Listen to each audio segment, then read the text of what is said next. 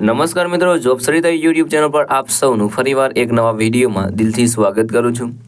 મિત્રો, આજે આપણે વિડીયોમાં જોવાના છીએ કે જીએસઆરટીસી દ્વારા એક નવી ભરતીની જાહેરાત કરવામાં આવી છે, જે હેલ્પર માટેની જાહેરાત છે।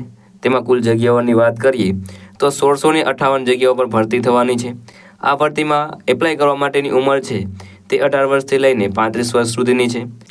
તો મિત્રો, આજે આપણે આ વિડીયોમાં જોઈશું કે આ ભરતીમાં ફોર્મ ભરવા માટે શું લાયકાત જોશે, કઈ તારીખથી તમે એપ્લાય કરી શકો છો, કઈ તારીખ સુધી તમે એપ્લાય કરી શકો છો, તે બધી ડિટેલ આપણે આગળ વિડીયોમાં જોવાના છીએ। જો તમને આ વિડીયો પસંદ આવે તો વિડીયો લાઇક કરજો, શેર કરજો અને આ ચેનલ પર પહેલી વખત આવ્યા હોય તો ચેનલ સબસ્ક્રાઈબ કરી લેજો, જેથી આવનાર નવા વિડીયોની માહિતી આપ સુધી પહોંચી શકે।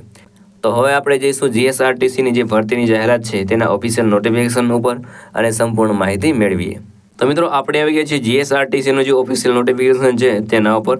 ગુજરાત રાજ્ય માર્ગ વાહન વ્યવહાર નિગમ દ્વારા જે ભરતીની જાહેરાત કરવામાં આવી, તો મિત્રો આ ભરતી છે તેમાં એપ્લાય કરવા માટે તમારે અહીં આપેલી લિંક ઉપર જવાનું રહેશે, જે ojas.gujarat.government.in એ વેબસાઇટ છે તેના પર જઈને તમે આ ભરતી માટે એપ્લાય કરી શકો છો અને બધી ડિટેલ માટે પણ તે જ વેબસાઇટ ઉપર તમે તેની નોટિફિકેશન પણ ડાઉનલોડ કરી શકો છો।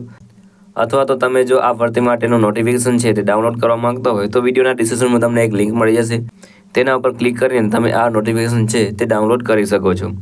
હવે વાત કરીએ અહીં કક્ષાનું નામ એટલે કે પોસ્ટનું નામ શું છે, તો હેલ્પરની પોસ્ટ ઉપર ભરતી થવાની છે। ફિક્સ પગાર 5 વર્ષ માટે તમને 21,100 મળવાપાત્ર રહેશે। ત્યારબાદ ગવર્મેન્ટના રૂલ પ્રમાણે જે પણ મળવાપાત્ર રહેશે તે મળશે। ત્યારબાદ કુલ જગ્યાઓની વાત કરીએ તો 1658 જગ્યાઓ પર ભરતી થવાની છે। ઓનલાઈન અરજી કરવાનો સમયગાળો છે 6/12/2024 થી લઈને 5/1/2025 સુધી તમે આ ભરતી માટે એપ્લાય કરી શકો છો। તો મિત્રો આ તારીખ વચ્ચે તમારે એપ્લાય કરી દેવાનું રહેશે। ત્યારબાદ પ્રોસેસ ફી સ્વીકારવાનો સમયગાળો છે તે 6/12/2024 થી લઈને 7/1/2025 સુધી છે, તો આ પણ ખાસ યાદ રાખવાનું। જેમાં કુલ જગ્યાઓ છે તે 1658 છે। સામાન્ય માટે 400 ને એટલે કે બિન અનામત સામાન્ય માટે 494 છે, જ્યારે મહિલાઓ માટે 243 જગ્યાઓ છે। ઈડબ્લ્યુએસ માટે પુરુષ માટે 130 છે, સામાન્ય માટે 130 છે અને મહિલાઓ માટે 64ની છે। ત્યારબાદ સામાજિક અને શૈક્ષણિક પછાત વર્ગ માટે સામાન્ય માટે 244 જગ્યાઓ છે, જ્યારે મહિલાઓ માટે 120 જગ્યાઓ છે। અનુસૂચિત જાતિ માટે સામાન્યમાં 69 અને મહિલાઓ માટે 34 જગ્યાઓ છે। અનુસૂચિત જનજાતિમાં સામાન્ય માટે 174 અને મહિલાઓ માટે 86 જગ્યાઓ છે। ત્યારબાદ કુલ જગ્યાઓ પૈકી માજી સૈનિકો માટે 331 જગ્યાઓ છે અને દિવ્યાંગો માટે 66 જગ્યાઓ છે। તો મિત્રો, આ જ રીતે કેટેગરી વાઇઝ ડિવાઇડ કરવામાં આવ્યું છે। ત્યારબાદ અહીં ઘણી બધી સૂચનાઓ આપેલી છે તે પણ તમારે વાંચી લેવાનું રહેશે। મિત્રો, આ નોટિફિકેશન છે તે ડાઉનલોડ કરી સારી રીતે સમજીને ત્યારબાદ જ તમારે એપ્લાય કરજો, જેથી તમને કોઈ પણ મુશ્કેલી ના પડે। વાત કરીએ હવે વયમર્યાદાની, તો વયમર્યાદા છે તે 18 વર્ષથી લઈને 35 વર્ષ સુધીની છે। ત્યારબાદ લઘુત્તમ શૈક્ષણિક લાયકાત છે તે સરકાર માન્ય આઈટીઆઈનું મેકેનિક મોટર વ્હીકલ અથવા તો મેકેનિક ડીઝલ અથવા તો જનરલ મેકેનિક અથવા તો ફીડર અથવા ટર્નર અથવા ઇલેક્ટ્રિશિયન અથવા સીટ મેટર વર્કર અથવા તો ઓટોમોબાઈલ્સ બોડી રિપેરર અથવા વેલ્ડર કમ ફેબ્રિકેશન મશીનિસ્ટ અથવા તો કાર્પેન્ટર અથવા પેન્ટર જનરલ અથવા તો ઓટોમોબાઈલ પેન્ટર રિપેરર અને તેમને ઓછામાં ઓછો 1 વર્ષનો કોર્સ પાસ કરેલો હોવો જોઈએ। ત્યારબાદ કોને અગ્રતા આપવામાં આવશે, તો કે જેમણે પણ એપ્રેન્ટિસશીપ પૂરી કરેલી હોય તેને એનસીવીટીનું તેમની પાસે પ્રમાણપત્ર હોય તેમને અગ્રતા આપવામાં આવશે। તો મિત્રો, ઘણી બધી એપ્રેન્ટિસશીપની જે જગ્યાઓ આવે છે તેનો વિડીયો હું અપલોડ કરતો જાઉં છું, તેથી જેમની પાસે આઈટીઆઈ પાસ હોય તે એપ્રેન્ટિસ જરૂર કરી લે, જેથી આવી ભરતીઓ જ્યારે આવે ત્યારે તમે ગવર્મેન્ટ ભરતી માટે તમે એપ્લાય કરી શકો છો અને તેમાં તેનો લાભ પણ તમે મેળવી શકો છો।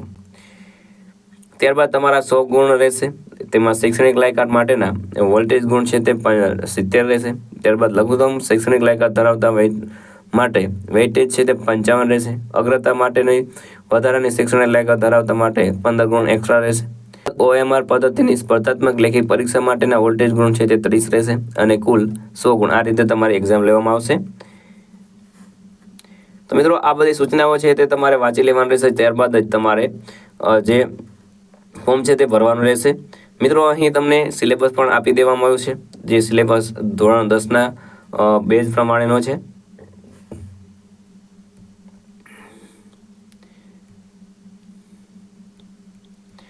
તો મિત્રો, ત્યારબાદ અહીં ઘણી બધી સૂચનાઓ આપેલી છે, તમારે વાંચી લેવાનું રહેશે, જે પણ તમને લાગુ પડતી હોય તે.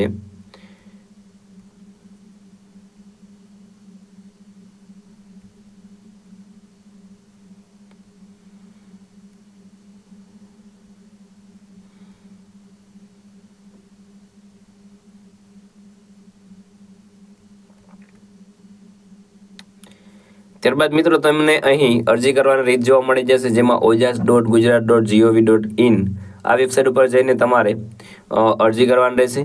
ત્યારબાદ જે પણ તમને પ્રોસેસ આમાં અહીં બતાવેલ છે તે પ્રમાણે તમારે ફોર્મ ભરવાનું રહેશે. તો મિત્રો આ હતું આજનું નોટિફિકેશન. જો તમને આ વિડીયો પસંદ આવે તો લાઈક કરજો, શેર કરજો અને આ ચેનલ પર પહેલી વખત આવે તો ચેનલ સબસ્ક્રાઈબ કરી લેજો, જેથી આવનાર નવા વિડીયોની માહિતી આપ સુધી પહોંચી શકે. તો આ સાથે આજનો વિડીયો પૂરો કરું છું. મળીએ નવા વિડીયોમાં નવી ભરતી સાથે. જય હિન્દ, જય ભારત.